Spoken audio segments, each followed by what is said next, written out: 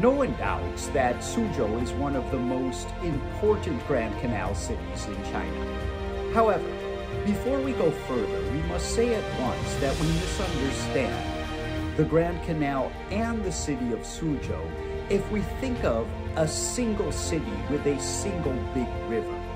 In today's Suzhou, especially in famous sites like Shanghai Street and Pingjiang Road, there are exquisite and historically accurate restorations of the atmosphere of the Grand Canal as it used to be during the bygone days of the Ming, Qing, and even Song dynasties. For visitors to China, these scenes are a must-see.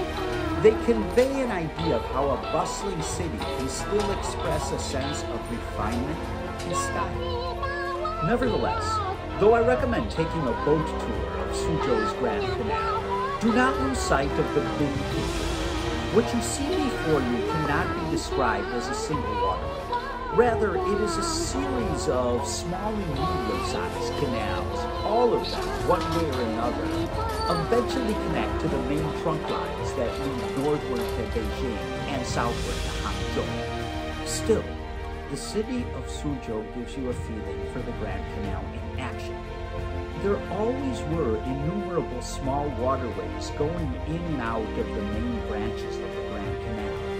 If you spend time in Suzhou, you can see how much everyday life and traditional China move back and forth between small and large waterways.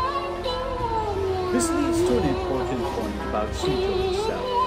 There are lovely paintings and drawings of the city's lakes, canals, and beaches. Suzhou is also rightly famous for its delicate wall patterns. But do not confuse artistic with isolated. Suzhou is not small and has never been isolated. In fact, from the 15th through the 18th century, scholars have maintained, quote, the city at the core of the Chinese world economy throughout this period was Suzhou. Today, Greater Suzhou has over 10 million inhabitants and is a leading Chinese city, not only in commerce and manufacturing, but also in scientific innovation. This is also part of Suzhou's tradition. As separate as each small waterway may be, they link together large enterprises, such as silk production. There is a scroll painting depicting Suzhou in the year 1759 that I like very much. It is called Prosperous Suzhou, and it shows all the businesses and colorful varieties of life that were spread out along Suzhou's waterways. You could spend a long time looking at that scroll and always discover something new, something that is true of the city itself. Even before there was a unified China, there was a powerful state in the Suzhou region called the Kingdom of Wu. Interestingly, records from this state testified to the importance of canals and river traffic in the quest for political and military supremacy.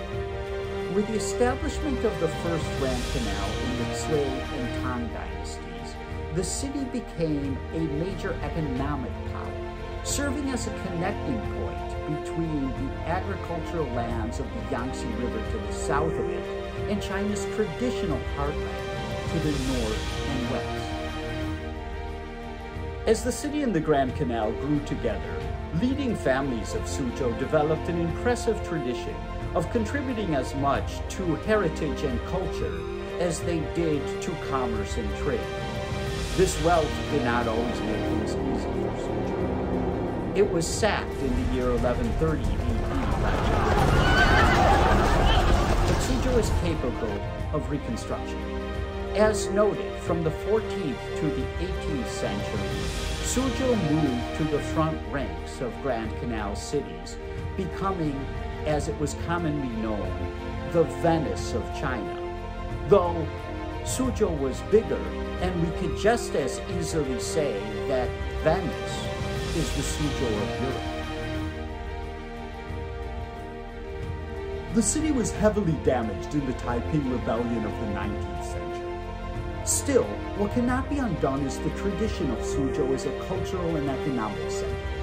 Let us go on to examine further how Suzhou continues to transform itself into a dynamic global city, while still preserving the waterways, bridges, and intangible heritage that are its deepest link to the past.